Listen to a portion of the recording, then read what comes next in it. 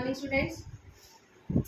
नया कंसेप्ट करते हैं आज कि how to make revaluation account. ठीक है, रिवैल्यूएशन अकाउंट आपका जितने भी आपके इस चैप्टर के बाद कंसेप्ट आने वाले हैं सभी के अंदर यूज होगा, चाहे वो आपका चेंजिंग प्रॉफिट शेयरिंग रेशियो हो, चाहे वो आपका एडमिशन ऑफ ए पार्टनर हो, चाहे वो आपका रिटायरमेंट ऑफ ए पार्टनर हो, चाहे वो आपका डेथ ऑफ ए पार्टनर हो। ठीक है, तो आप इस कंसेप्ट को इस चैप्टर में अच्छे से समझ लेंगे तो it will be useful for the next chapters also. ठीक है, चलिए आज समझते हैं रिवैल्यूएशन अकाउंट होता क्या है। रिवैल्यूएशन अकाउंट का बेसिकली मीनिंग क्या है कि पार्टनर्स क्या कर रहे हैं, जब भी उन्होंने रिकॉन्स्टिट्यूशन ऑफ द फर्म किया तो उस टाइम पर एसेट की और लायबिलिटी की एक्चुअल वैल्यू क्या है उसको वो चेक कर रहे हैं। एसेट की वैल्यू इंक्रीज भी हो सकती है, डिक्रीज भी हो सकती है, ऐसे ही आपकी लायबिलिटी की वैल्यू इंक्रीज हो सकती है, डिक्रीज हो सकती है। तो उसके लिए जो भी वैल्यू का इंक्रीज और डिक्रीज है, जो भी चेंज है, उसके लिए उन्होंने एक पर्टिकुलर अकाउंट बनाया, that is revaluation account. Revalue करना। ओके, अब रिवैल्यूएशन अकाउंट बनता कैसे है? पहली बात, ये कौन से अकाउंट होते हैं? आपने 3 अकाउंट्स पढ़े हुए हैं, रियल, नॉमिनल एंड पर्सनल। ठीक है, तो आपने इसको किस तरीके से याद रखना है? It is a nominal account. कौन सा अकाउंट है? It is a nominal account. Nominal account क्या होता है? Debit all losses and expenses, credit all incomes and gain. तो इट मीन्स अगर कोई भी पर्टिकुलर आपका लॉस होगा तो उसको आपने क्या करना है? डेबिट। और अगर आपका कहीं पे भी कोई बेनिफिट हो रहा है, प्रॉफिट हो रहा है, तो उसको आपने क्या करना है? क्रेडिट। अब आप ही सोचो क्या होगा कि अगर एसेट की वैल्यू बढ़ रही है तो हमारा फायदा हो रहा है, नुकसान हो रहा है। ठीक है, तो अगर मैं यहाँ क्रेडिट वाली बात कहूँ तो क्या लिखेंगे हम यहाँ पर? अगर एसेट्स की वैल्यू इंक्रीज हो रही है तो वो कहाँ जाएगा? Credit side. ठीक है, ऐसे ही अगर एसेट की वैल्यू डिक्रीज हो रही है, डिक्रीज इन एसेट, तो वो कहाँ जाएगा? डेबिट। एक बहुत बेसिक सा कंसेप्ट है, एसेट की वैल्यू बढ़ रही है तो हमारा फायदा हो रहा है, एसेट की वैल्यू कम हो रही है तो हमारा नुकसान हो रहा है। ठीक है, चलिए इसके बाद अगर लायबिलिटी में देखें तो उल्टा होना चाहिए। लायबिलिटी अगर कम हो जाए it means decrease in liability. अगर लायबिलिटी की वैल्यू कम हो जाती है तो उससे हमारा क्या हो रहा है? प्रॉफिट हो रहा है। ठीक है, ऐसे ही अगर मैं कहूँ अगर मेरी लायबिलिटी की वैल्यू बढ़ जाती है, इंक्रीज इन लायबिलिटी, तो मेरी वैल्यू क्या हो रही है? अल्टीमेटली मुझे क्या हो रहा है? लॉस हो रहा है। ठीक है, और अगर कोई अनरिकॉर्डेड एसेट आपको मिल जाती है, अनरिकॉर्डेड एसेट कौन सी होती है? जो आपके पास थी लेकिन आपने उसको बैलेंस शीट में अभी तक शो नहीं किया हुआ है, अनरिकॉर्डेड एसेट। तो एक और नई एसेट आने पे आपका अल्टीमेटली क्या हो रहा है? बेनिफिट हो रहा है। ओहो, ये भी मेरे पास था। ऐसे अगर कोई अनरिकॉर्डेड लायबिलिटी आ जाए तो हमारा क्या हो रहा है? नुकसान हो रहा है। Unrecorded liability, unrecorded liability. Ultimately इस अकाउंट का आपको क्या निकालना है? बैलेंस निकालना है। अगर बैलेंस आपका क्या आ रहा है? क्रेडिट साइड आपकी ज्यादा है, आपका बैलेंस आ रहा है क्रेडिट साइड का, तो बैलेंस इधर लिखोगे आप, वो बैलेंस आपके लिए क्या होगा? प्रॉफिट होगा। और ये प्रॉफिट आपको डिस्ट्रीब्यूट करना है पार्टनर्स की प्रॉफिट शेयरिंग रेशियो के अंदर। ठीक है, प्रॉफिट शेयरिंग रेशियो के अंदर। तो देखिए कैसे, जैसे आप मान लीजिए आपके पास सिर्फ 2 पार्टनर थे, ए और बी, तो उन्हीं की रेशो में आप उसको डिवाइड करेंगे। And the main concept is कि किस रेशो में हम उसको डिवाइड करेंगे, वो क्या है आपका? कि आपने किस रेशो में डिवाइड करना है? ओल्ड रेशो के अंदर डिवाइड करना है। ठीक है, प्रॉफिट कब होगा? जब आपकी ये वाली साइड ज्यादा हो जाए, तो अल्टीमेटली क्या आ रहा है? रिमेनिंग बैलेंस क्या होगा? प्रॉफिट होगा। अगर आपकी ये वाली डेबिट साइड आपकी ज्यादा हो जाती है तो अल्टीमेटली आपका क्या होगा? लॉस होगा। ठीक है, ऐसे ही जैसे आपने प्रॉफिट को डिवाइड किया है ओल्ड रेशो में, ऐसे ही आप क्या करोगे? लॉस को डिवाइड करोगे ओल्ड रेशो के अंदर। अब लॉस की डिवीजन के इधर आ जाएगा आपका क्रेडिट साइड। ठीक है, अच्छा, जब हमारी ना एंट्रीज आती है और हमें डायरेक्ट बैलेंस दिया होता है रिवैल्यूएशन का, डेबिट या क्रेडिट बैलेंस, तो उसमें क्या प्रॉब्लम आती है? अगर हम कहें कि रिवैल्यूएशन का कौन सा बैलेंस है? डेबिट बैलेंस है, तो आप ध्यान रखना कि डेबिट बैलेंस कौन सा बैलेंस होता है? आपका लॉस। इट मीन्स आपकी डेबिट साइड क्या है? ज्यादा है। और अगर मैं ये कहूँ कि मैं रिवैल्यूएशन अकाउंट का क्रेडिट बैलेंस आ रहा है, क्रेडिट बैलेंस का मतलब क्या है? कि आपकी क्रेडिट साइड ज्यादा है। अगर आपका क्रेडिट बैलेंस आ रहा है तो इट मीन्स आपका वो क्या माना जाएगा, वो प्रॉफिट माना जाएगा। बिल्कुल प्रॉफिट एंड लॉस अकाउंट की तरह। Debit balance means loss, credit balance means आपका प्रॉफिट। ओके, पहले इसका एक स्क्रीनशॉट ले लो कि रिवैल्यूएशन अकाउंट बनता कैसे है, फिर हम ये एग्जांपल्स के साथ इस अकाउंट को एक्सप्लेन करेंगे। आप इसका स्क्रीनशॉट ले सकते हो यहाँ पर।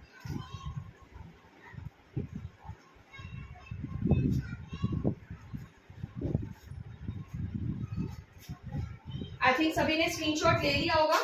तो मैं ये 2 एग्जांपल्स मैंने यहाँ पर आपके लिए लिखे हुए हैं, उन एग्जांपल्स की पोस्टिंग मैं आपको यहाँ पर बताती हूँ कि कैसे की जाएगी।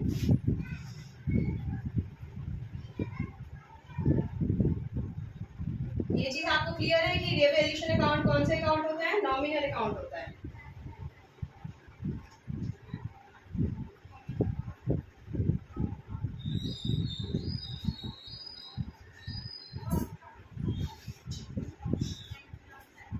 देख सकते हैं आप, मैंने बैलेंस शीट में जो इंफॉर्मेशन हमें दी हुई है उसके रिगार्डिंग 2 एसेट्स के बारे में जस्ट एग्जांपल दिया है।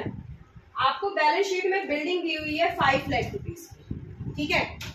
बैलेंस शीट में ऑलरेडी आपने वैल्यू लिखी है 5 लाख, नीचे एडजस्टमेंट में दे दिया कि जो बिल्डिंग की वैल्यू है ना वो डेप्रिशिएट हो रही है। कितनी परसेंट से डेप्रिशिएट हो रही है, दैट इज 5%।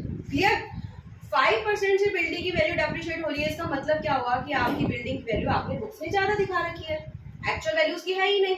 जब आप बिल्डिंग की वैल्यू को कम कर रहे हो, डेप्रिशिएशन कर रहे हो, तो उसकी वैल्यू को कम कर रहे हो। कम करने का मतलब है कि बिल्डिंग की वैल्यू आपने कहाँ दिखानी है, डेबिट साइड दिखानी है, क्योंकि एसेट की वैल्यू कम हो रही है। तो दिखाएंगे कितना, हम यहाँ लिखेंगे 2 बिल्डिंग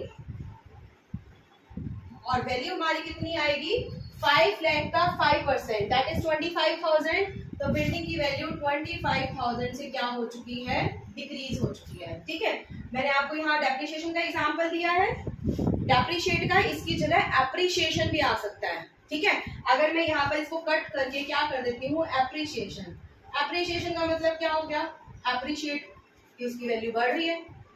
जो हमारी लैंड और बिल्डिंग होती है हमेशा उसकी वैल्यू कम होना जरूरी नहीं है, उसकी वैल्यू इंक्रीज भी हो सकती है। ठीक है, तो जब आपको डेप्रिशिएट लिखा है तो आप क्या कर रहे हो कि बिल्डिंग की वैल्यू को कम कर देते हैं, कहाँ दिखाएंगे, डेबिट साइड। अगर आप उसको एप्रिशिएट कर रहे हो तो बिल्डिंग की वैल्यू क्या हो रही है, इंक्रीज हो रही है, तो वो कहाँ जाएगा, आपका क्रेडिट साइड। ठीक है, एक और एग्जाम्पल लेते हैं। एक और एग्जाम्पल क्या है हमारे पास कि स्टॉक की वैल्यू कितनी है। ये चीज कंसेप्ट क्लियर हो गया आपको। आपको क्वेश्चन के अंदर क्या कह रखा है कि बिल्डिंग बैलेंस शीट में सॉरी आपको स्टॉक की वैल्यू दे रखी है। स्टॉक की वैल्यू है हमारे पास 40,000 रुपीज। ठीक है, अब अगर हमारा स्टॉक 40,000 का है तो उसके रिगार्डिंग नीचे आपको एडिशनल इंफॉर्मेशन भी दिया हुआ है कि value of stock is increase to 50,000 rupees. Value of stock increase to,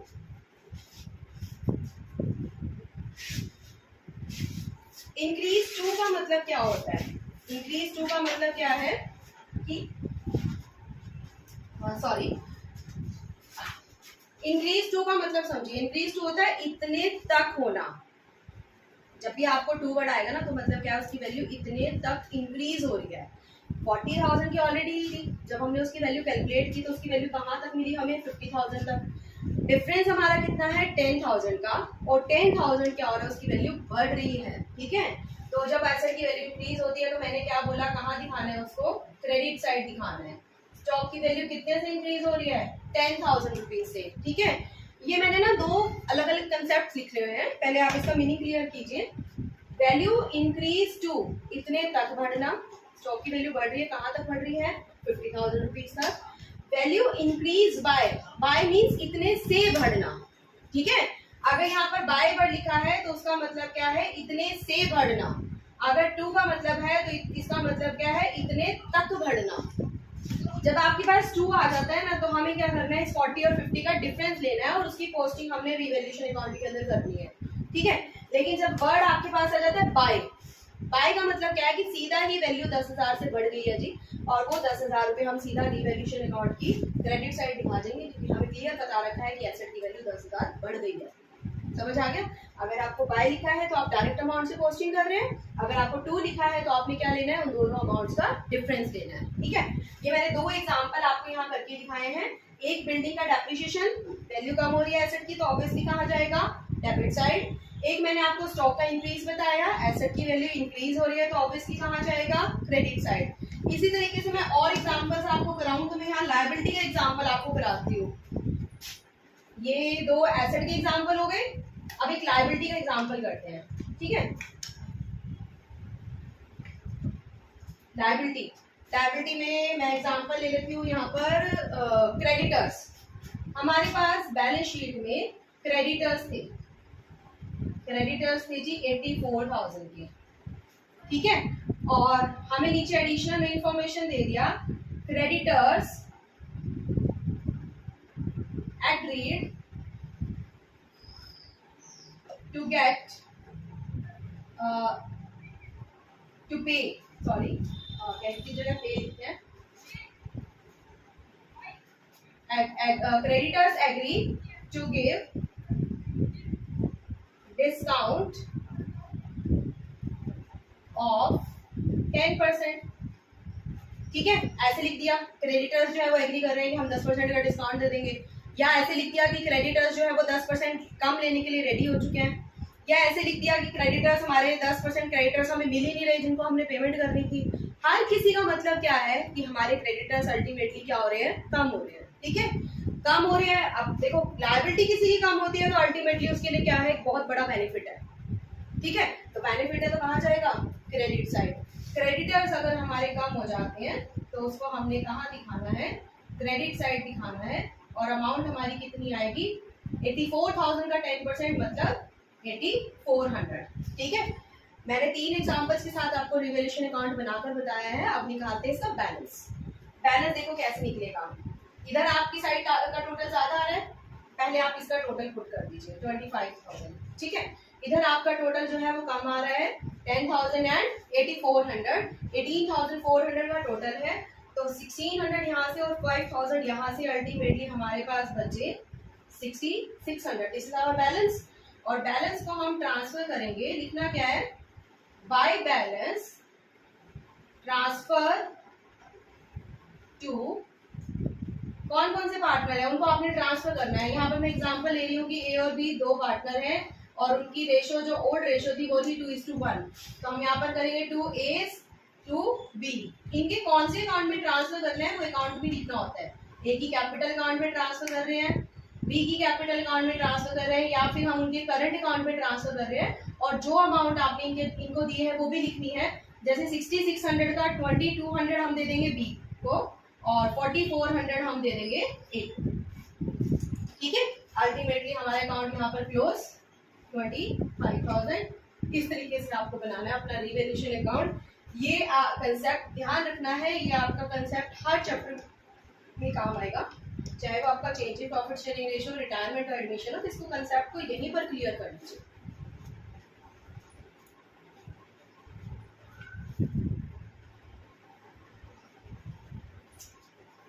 I think आपको रिवैल्यूएशन अकाउंट भी क्लियर हो गया। और अब इस चैप्टर में का जो बिल्कुल लास्ट जो कंसेप्ट है वो आपको मैं इस वीडियो के अंदर क्लियर करा रही हूँ। चलिए अब करते हैं इसको क्लियर कैसे क्या कहना चाहती हूँ मैं यहाँ पर।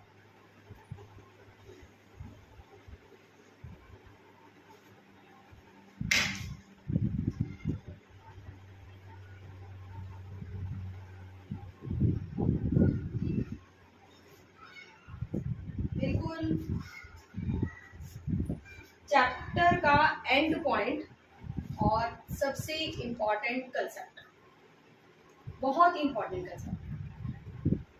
रिवैल्यूएशन अकाउंट तब बनाया जाता है जब हमें ये पता है कि पार्टनर जो है वो अपनी बैलेंस शीट को नई एसेट और नई लायबिलिटीज की वैल्यू के बेसिस पर बनाएंगे, ठीक है। But change in profit sharing ratio में एक सबसे इम्पॉर्टेंट कंसेप्ट क्या है कि आपको क्वेश्चन में मेंशन कर दिया जाएगा, they do not want to alter their balance sheet, कि वो अपनी बैलेंस शीट को बदलना ही नहीं चाहते। अब रिवैल्यूएशन में तो हमने देख लिया कि एसेट और लायबिलिटी की वैल्यू इंक्रीज और डिक्रीज हो रही है, और साथ ही साथ दे दिया कि वो अपनी बैलेंस शीट को चेंज नहीं करना चाहते। चलिए अभी एक एग्जांपल करते हैं कि अगर पार्टनर्स अपनी बैलेंस शीट को अल्टर नहीं करना चाहते तो आपने उस कंसेप्ट को कैसे दिखाना है, ठीक है।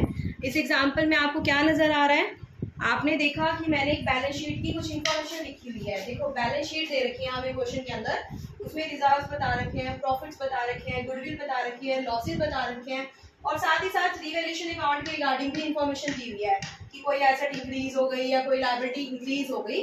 और उस क्वेश्चन के एंड में ये दे दिया कि पार्टनर्स जो हैं अपनी बैलेंस शीट को अल्टर नहीं करना चाहते। ठीक है, तो आप उस कंसेप्ट को कैसे करेंगे, जितने भी प्रॉफिट्स हैं उन सबको अलग से प्लस कर लेना है। प्रॉफिट्स में जैसे रिजर्व दे दिया, प्रॉफिट एंड लॉस अकाउंट का क्रेडिट बैलेंस दे दिया, इंक्रीज इन एसेट दे दिया, डिक्रीज इन लायबिलिटी दे दिया, गुडविल इज वैल्यूड एट दे दिया। क्लियर, ये सारे क्या होंगे, आपस में प्लस हो जाएंगे। फिर साथ ही साथ कुछ लॉसेस दे दिए, लॉसेस में जैसे एडवर्टाइजमेंट सस्पेंस अकाउंट का बैलेंस दे दिया, डिक्रीज इन एसेट, वो इन्फॉर्मेशन है कि एसेट की वैल्यू कम हो रही है, लायबिलिटी हमारी बढ़ रही है, या गुडविल अपीयर कर रही है बैलेंस शीट में। अगर ये सारी इन्फॉर्मेशन आपको क्वेश्चन के अंदर दी हुई है तो सारे प्रॉफिट्स आप इकट्ठे प्लस कर लीजिए, सारे लॉसेस आप इकट्ठे उसके अंदर से क्या कर दीजिए, माइनस कर दीजिए। इस पूरी इंफॉर्मेशन का जो इफेक्ट रहेगा उसको हमने उसके बेसिस पर एक सिंगल एंट्री लास्ट में करनी है। ठीक है, इस पूरी की पूरी इंफॉर्मेशन के बेसिस पर, मतलब जो लास्ट में आपका बैलेंस निकलेगा ना वो आपका निकलेगा net effect. Net effect means कि आपको एट लास्ट एंट्री किसके बेसिस पर करनी है। ठीक है, उसको हम क्या लिखेंगे, नेट इफेक्ट। तो अब ये देखिए कि आपको एंट्री करनी किस तरीके से होगी। एक सिंगल एंट्री आ जाएगी लास्ट में बिल्कुल, ठीक है, उसको एडजस्टमेंट एंट्री भी बोलते हैं, या फिर एक सिंगल एंट्री भी होगा जिसको हम सिंगल एंट्री के थ्रू कैसे पास करेंगे। तो जैसे आपको गुडविल की एंट्री दिखाई गई थी ना change in profit sharing ratio में, gaining partners capital account debit to sacrificing partners capital account, gaining partner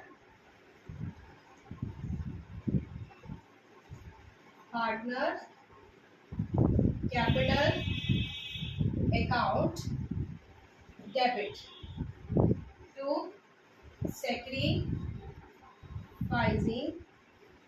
partner capital account. ठीक है, इस तरीके से आपने एंट्री करनी है। चलो अब गेनिंग पार्टनर कैसे निकालते हैं, रिवाइज करें। गेन कैसे निकलता है, सेक्रीफाइस कैसे निकलता है। क्वेश्चन में आपको पार्टनर्स की ओल्ड रेशियो भी दी होगी और न्यू रेशियो भी दी होगी। पहले बता दिया जी ए और बी की जो रेशियो है वो 2:1 थी, और फिर आगे कह दिया कि उन्होंने इस डेट से, पर्टिकुलर डेट दी होगी, उस डेट से अपनी प्रॉफिट शेयरिंग रेशियो बदल दी है और वो चाहते हैं कि उनकी न्यू रेशियो क्या हो, 1:1 हो। 2:1 क्या है उनकी ओल्ड रेशियो, 1:1 क्या है उनकी न्यू रेशियो। अब आपको निकालना है इनका सेक्रीफाइस और गेन। तो मैंने आपको एक रूल समझाया था कि आप एक फॉर्मूला लर्न कर लीजिए सेक्रीफाइस और गेन निकालने का। जब भी आप ऐसे करते हो ओल्ड माइनस न्यू रेशियो और आंसर पॉजिटिव आता है तो इट मीन्स वो सेक्रीफाइस कर रहा है, और अगर आप ओल्ड माइनस न्यू करके आपका आंसर जो आ रहा है वो नेगेटिव आ रहा है तो इट मीन्स वो पर्सन क्या कर रहा है, गेन कर रहा है। I think sound is clear. Old minus new ratio learn कर लीजिए। अगर आंसर क्या आ रहा है, पॉजिटिव आ रहा है तो इट मीन्स वो पर्सन सेक्रीफाइस कर रहा है, इसका मतलब उसका पुराना शेयर ज्यादा था नया कम है।